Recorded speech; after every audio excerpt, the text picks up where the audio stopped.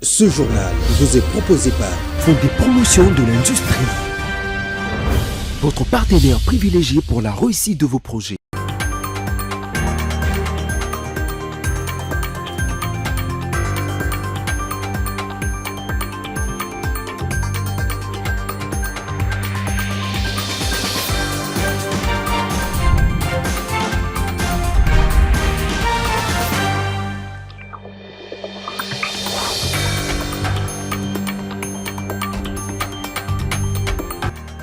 Juin 2026, mesdames et messieurs, bonsoir et bienvenue dans cette édition du journal.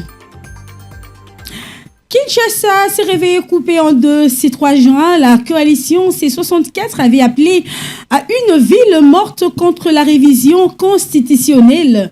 À Gombe, Limete, Ngaliema, la vie continue.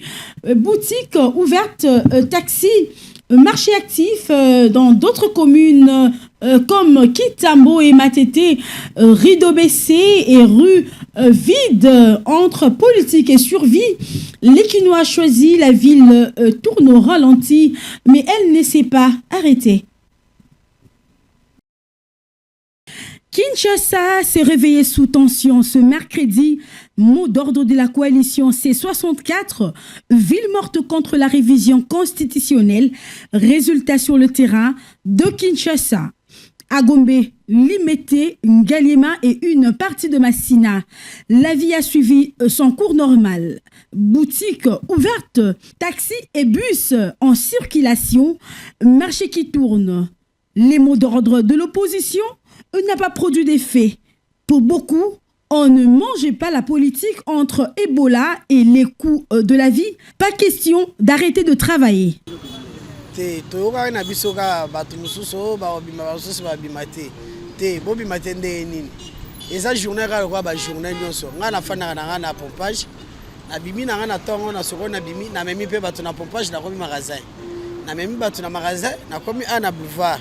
Batu banga na bango pamba mais na moni pe banga te po circulation eza na normal batu bazoma tabazo kita to memi batu totiga tine na zonga boye na mema pe batu na zonga na bango ba taxi yango ezobula.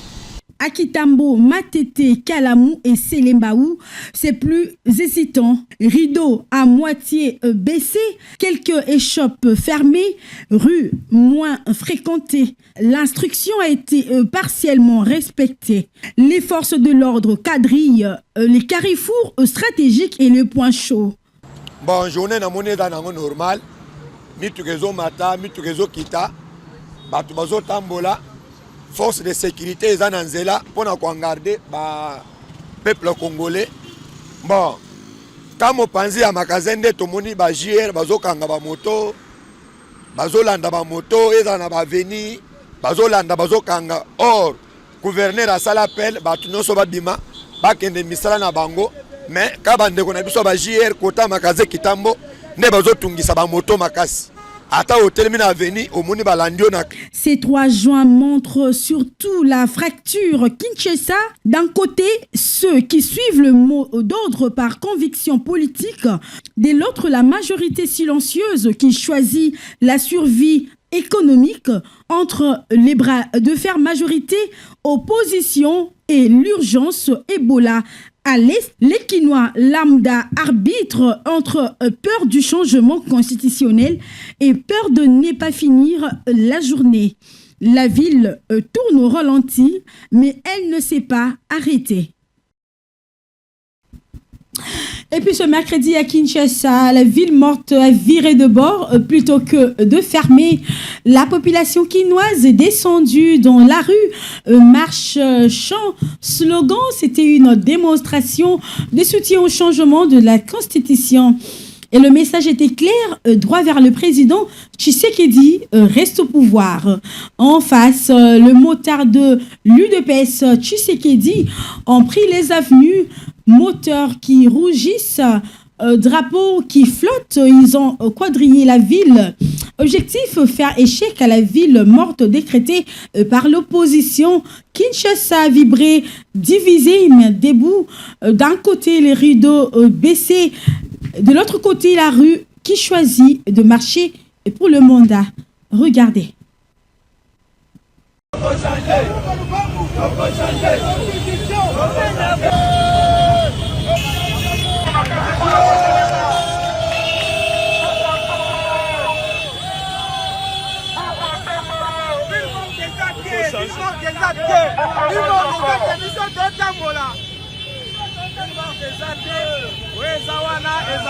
marche ya soutien na référendum. Donc peuple andimi lelo pour changer la constitution à travers les voies démocratiques. Donc biso nyonso tout en tant que peuple tozali d'accord pour que le référendum pour que totali ndeko ya sika na esika.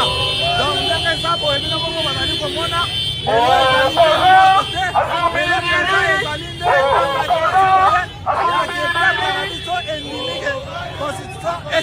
merci beaucoup.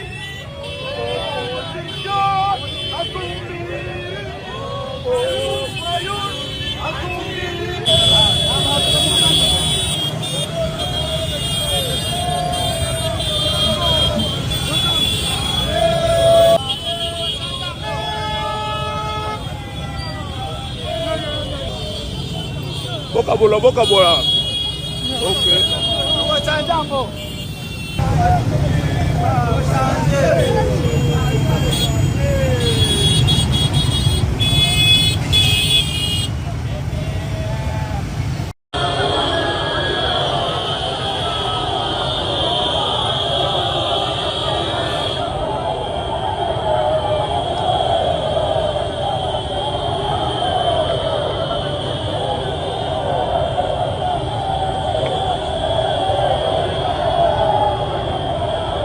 Et restons toujours dans cette même optique. Mardi 3 juin, Mbandaka a fait le choix du calme. Malgré les rumeurs et les mots d'ordre, la ville n'a pas bougé.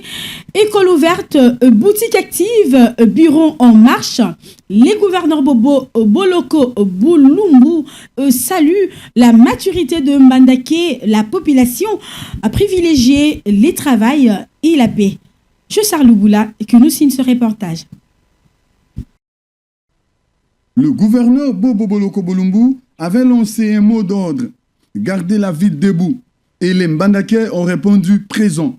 Contrairement aux appels de certains opposants, la ville n'a pas suivi.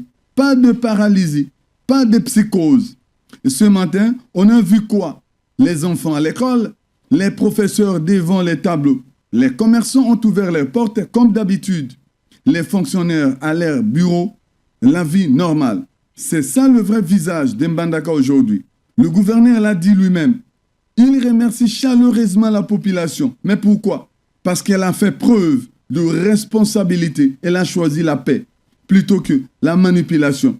Elle a choisi le travail plutôt que le blocage. Je voudrais ici saluer très particulièrement tous les habitants de ces 7 territoires qui font la force de notre province. Je vous rappelle aujourd'hui, pour tordre les coups aux rumeurs, j'apprends à dire partout, demain c'est férié. C'est faux. Demain, c'est une journée ouvrable normale. Alors, j'ai un message simple. Parents, envoyez les enfants à l'école. Commerçants, ouvrez vos magasins. Opérateurs économiques, faites tourner vos bureaux. Et je dis clairement, celui qui ne va pas se conformer, qui ferme volontairement son magasin, sera fermé définitivement. Pas de négociation. À tous les vendeurs, au marché comme dans les rues, si la table reste vide, ça veut dire qu'une seule chose, tu ne veux plus vendre. Et si tu ne veux plus vendre, laisse la place à ceux qui veulent travailler. Demain, on travaille. Demain, Mbandaka bouge. Ce qui s'est passé en Mbandaka, c'est un signal fort dans un contexte où les rumeurs vont vite. La population a préféré vérifier, raisonner et communier. Pas question d'offrir la ville aux auteurs des troubles. Au finish, le mot d'ordre est lancé. Mot d'ordre suivi par les citoyens. Résultat, Mbandaka reste mobilisé, mais pour la paix et le développement. Le message du gouverneur Bobo Boloko Boulumbu est passé. Quand le peuple reste uni et responsable, la ville gagne. Et puis, la coordination de groupe parlementaire AFDCA a remis à l'Union sacrée un mémorandum sur la révision de la Constitution. Les documents proposent l'élection présidentielle au second degré et un mandat de 7 ans au lieu de 5 ans. La plateforme regroupe de députés et sénateurs proches du chef de l'État. Suivez le sénateur Alphonse Ngoï Kassanji au micro de Bakar Bayloreva. Nous avons proposé, quitte à la famille politique, de voir l'ensemble de ces propositions et d'en prendre celles qui sont vraiment nécessaires. Que l'élection du président de la République se fasse aux seconds degrés comme en Afrique du Sud, comme dernièrement au Togo. Il y a une sorte de transparence quand le chef de l'État est élu. Tout le monde voit et tout le monde ne peut pas contester. Donc son élection est transparente et applaudi par tous. Voilà ce que nous avons proposé en grosso modo. Qu'en est-il de la durée du mandat du président de la République? Oui, nous avons également parlé de la durée du mandat, qu'il soit de 7 ans au lieu de 5 actuels. Parce que nous avons vu que le chef de l'État ne travaille que 3 ans. Et pendant 3 ans, il ne saura pas mettre en œuvre son programme d'action. Qu'il ait suffisamment de temps de mettre en œuvre son programme d'action. Donc voilà pourquoi nous avons proposé 7 ans au lieu de 5 ans actuels. Les Haut-Katanga alertent sur le prison. Kinshasa promet d'agir. Hier 2 juin à Kinshasa, les élus du Haut-Katanga ont alerté le ministre de la Justice, Guillaume Ngefa, sur la situation des prisons, notamment celle de Boma. Akipushi, surpopulation, manque de nourriture, soins quasi inexistants. Kinshasa répond avec une mission technique sur place et l'accélération du plan contre le dessert judiciaire. 6 nouveaux complexes prévus dans le pays. Le Haut-Katanga veut être de la partie. Suivez. Le ministre Guillaume Ngefa a reçu la délégation du Haut-Katanga conduite par Liliane Komba-Maka. Leur message était clair. Les prisons de la province étouffent. À Boma, Kipushi, les élus ont constaté sur place la surpopulation, les manques de repas et l'absence de soins. Conséquence, la dignité humaine est en danger et les risques sanitaires menacent détenus comme agents. Mais le problème va au-delà des murs. Dans plusieurs territoires, la justice est trop loin. Des mois pour être jugé. C'est le désert judiciaire dénoncé par les députés. Leur demande de rapprocher les tribunaux de population. La fois passée, nous avions demandé s'il pouvait y avoir les tribunaux de grande instance dans les 6 territoires. Et nous sommes venus toujours rappeler. Et maintenant, ce qui nous a amené, c'est la situation des prévenus dans la prison de Boma à Kipushi. La même situation est à la Kassapa et à Likasi avec Boulouo qui est considéré comme le grand début. Non seulement il n'y a pas d'espace, il y a des gens qui passent les nuits debout et qui alternent, mais aussi il manque de la nourriture.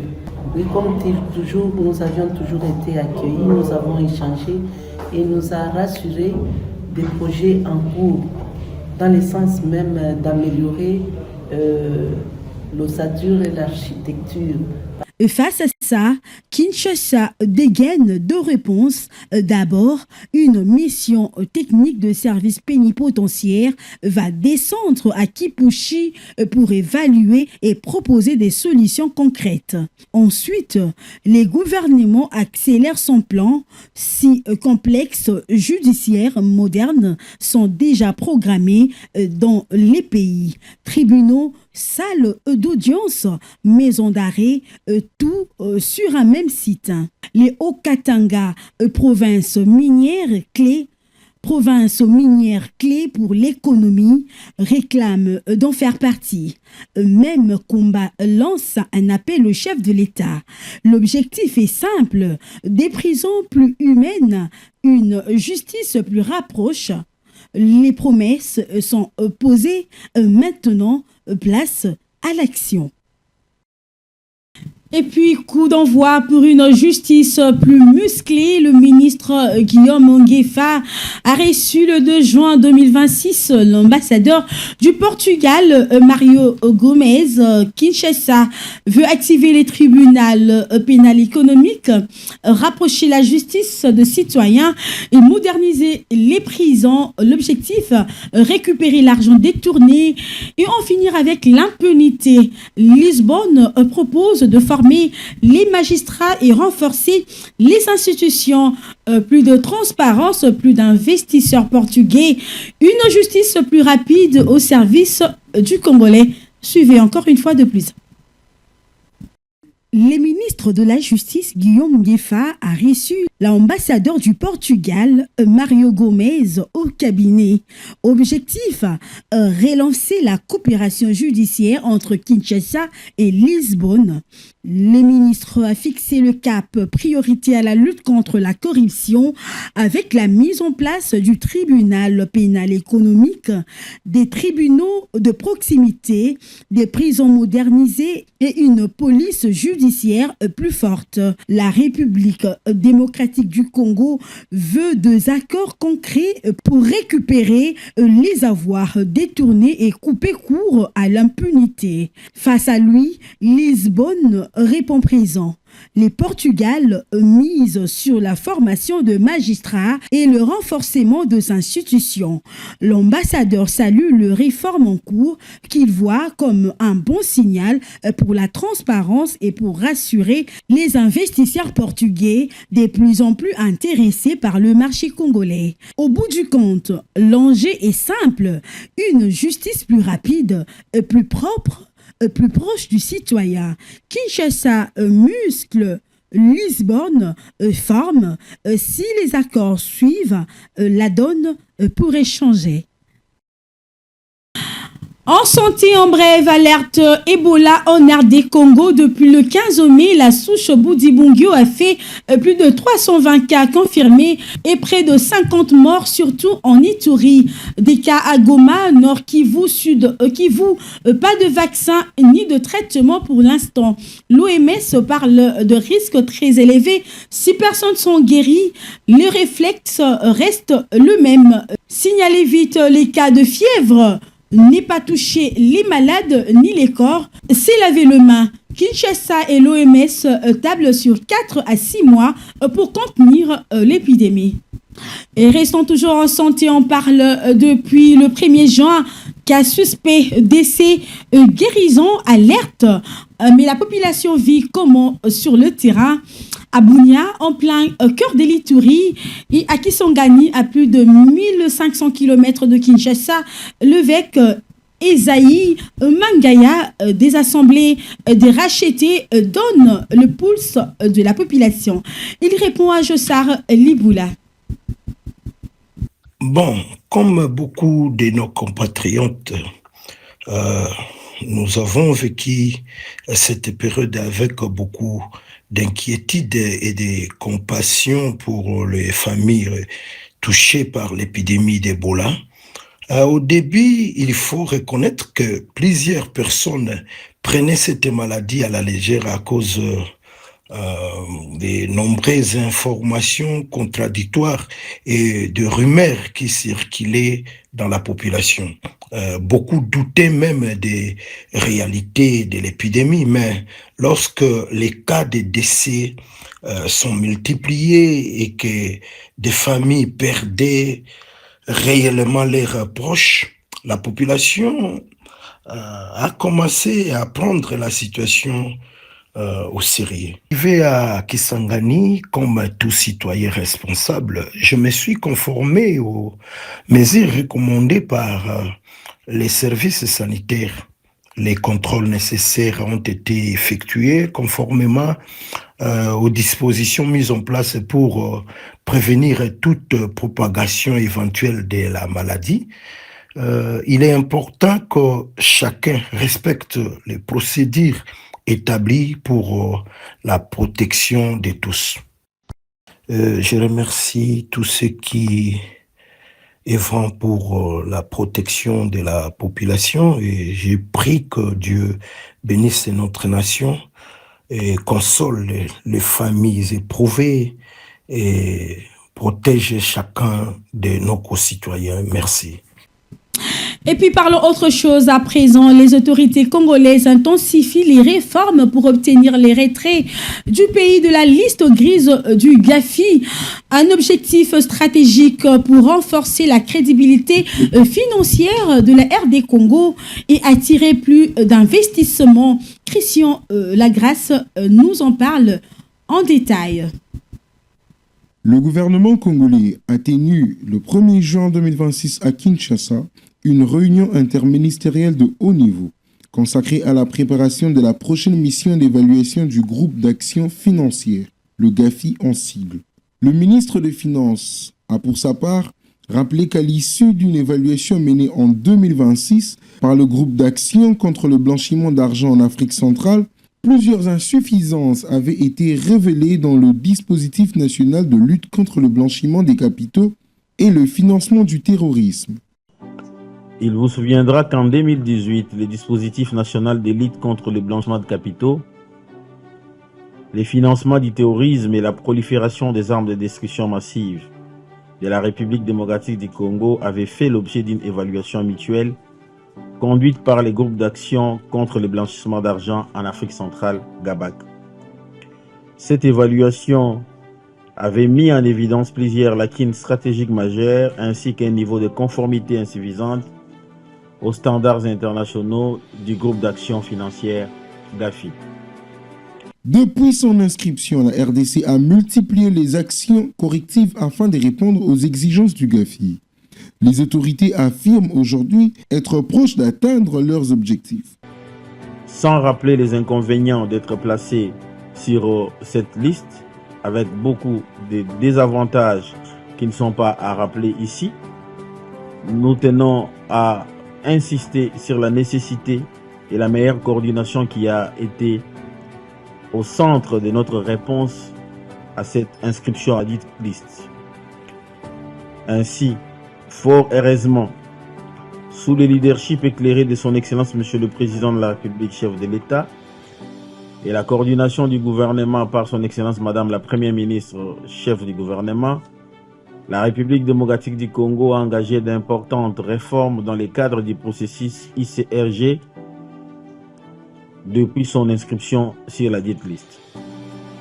À ce jour, la République démocratique du Congo a soumis 10 rapports d'étape successifs du groupe conjoint Afrique du GAFI, suivis de 10 réunions techniques en face à face destinées à évaluer les progrès accomplis dans la mise en œuvre du plan d'action convenu.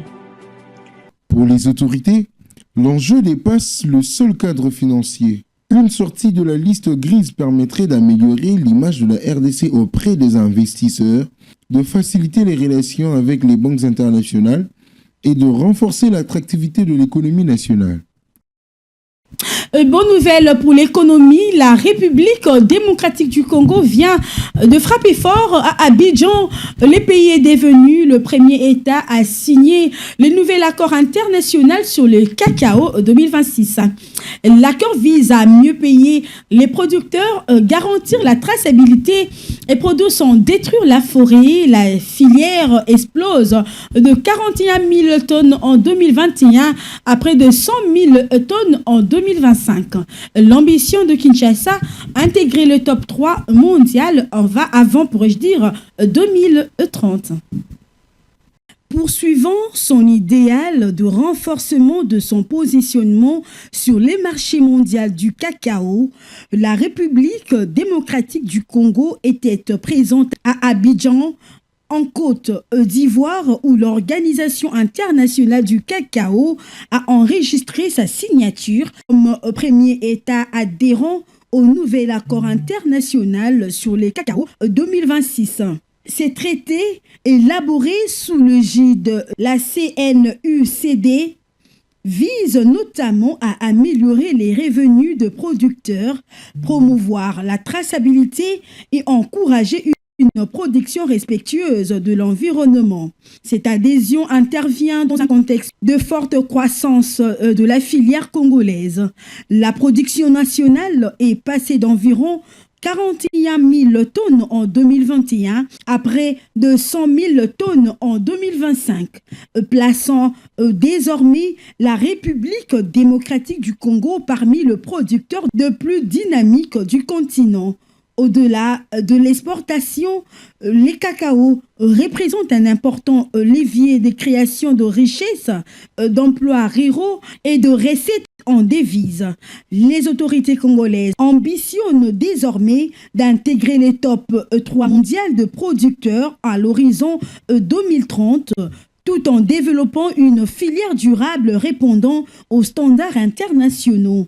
Longtemps identifiée à ses ressources minières, la RD Congo attend ainsi démontrer que son potentiel agricole peut également devenir un moteur majeur de croissance et de diversification économique. Je vous prie de suivre ces communiqués de la Direction générale des impôts lus par Cédric Bachalat. La Direction générale des impôts rappelle à tous les contribuables assujettis à l'impôt sur les revenus de personnes physiques, IRPP, au prélèvement exceptionnel à charge des entreprises employant un personnel expatrié, au prélèvement sur les sommes payées aux prestataires des services non résidents, au prélèvement sur les revenus des capitaux mobiliers versés à des personnes non résidentes et à la taxe sur la valeur ajoutée TVA que l'échéance des souscriptions des déclarations afférentes au mois de mai 2026 intervient le lundi 15 mai 2026 pour les obligations suivantes. Dépôt de la déclaration et reversement de la retenue mensuelle de l'IRPP dans la catégorie des revenus salariaux et revenus assimilés IRPP de R1. Dépôt de la déclaration et reversement du prélèvement exceptionnel à charge des entreprises employant un personnel expatrié DPE1. Dépôt de la déclaration et reversement de la retenue mensuelle de l'IRPP au titre des revenus des capitaux mobiliers IRPP de R3. Dépôt de la déclaration et reversement de la retenue mensuelle de l'IRPP au titre des plus-values réalisées par des personnes physiques IRPP de R4. Dépôt de la déclaration et reversement du prélèvement sur les sommes payées aux prestataires des services non résidents DPS1. Dépôt de la déclaration et reversement du prélèvement sur les revenus des capitaux mobiliers versés à des personnes non résidentes DPCM1. Dépôt de la déclaration et reversement de la taxe sur la valeur ajoutée TVA. À l'exception des contribuables gérés par la direction des grandes entreprises DGE et par les centres des impôts CDI, pour lesquels la télédéclaration est déjà effective, les autres contribuables assujettis à ces impôts sont invités à télécharger leur formulaire de déclaration fiscale sécurisé sur les sites web de la DGI à l'adresse www.dgi.gouv.cd. Aussi sont-ils encouragés à privilégier la transmission par email de leurs déclarations et des preuves de paiement aux adresses électroniques suivantes selon les cas. SMMO Bandundu dpibandundu.reception@dgirdc.com SMMO Bandundu dpibandundu.reception@dgirdc.cd SMMO Équateur dpiéquateur.reception@dgirdc.cd SMMO Kasaï Occidental DPI Kasaï Occidental.reception@dgirdc.cd SMMO Kasaï Oriental DPI Kasaï Oriental.reception@dgirdc.cd SMMO Maniema DPI Maniema.reception@dgirdc.cd SMMO Sud Kivu DPI Sud Kivu.reception@dgirdc.cd. Par ailleurs, les contribuables assujettis aux impôts subvisés et gérés par le Centre des impôts synthétiques devront déposer leurs déclarations et preuves de paiement auprès de leurs services gestionnaires respectifs en attendant l'extension du système de dépôt par email et ou de la télédéclaration à leur bénéfice. Faites à Kinshasa le 3 juin 2026 pour les directeurs généraux en congé, Kabwa Kalume Henri Maurice, directeur général adjoint.